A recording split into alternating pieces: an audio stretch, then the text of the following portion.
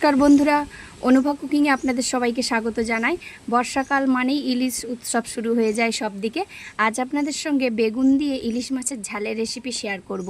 এখানে আমি ইলিশ মাছটা ধুয়ে পরিষ্কার করে নিয়ে নুন আর হলুদ মাখিয়ে মাছটা ভেজে নিচ্ছি। দেখুন, মাছটা কিন্তু আমি সর্ষের তেলে ভাজছি। মাছগুলো এদিকে ভাজা হতে থাকুক, ওদিকে লম্বা লম্বা করে বেগুনগুলো আমি কেটে নেব। আর ওই একই তেলের মধ্যে বেগুনগুলো নুন আর হলুদ দিয়ে ভেজে তুলে রেখে দেব। এবার এখানে একটা মশলা বানাবো। এখানে নিয়েছি সাদা সর্ষে, কালো সর্ষে আর কাঁচা লঙ্কা, দু রকম সর্ষে আমি দিয়েছি। এবার কড়ার মধ্যে দিচ্ছি দুটো কাঁচা লঙ্কা আর দিচ্ছি 1 চামচ কালো জিরে ফোড়ন দিচ্ছি। এবার ভেজে রাখা বেগুনগুলো তেলের মধ্যে দিয়ে দিলাম। বেগুনগুলো আবারও তেলের মধ্যে একটু ভালো করে নেড়ে চেড়ে নেব।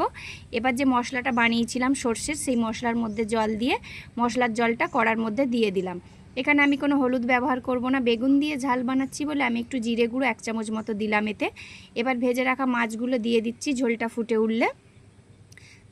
উঠলে ভেজে রাখা মাছগুলো দিয়ে দিলাম।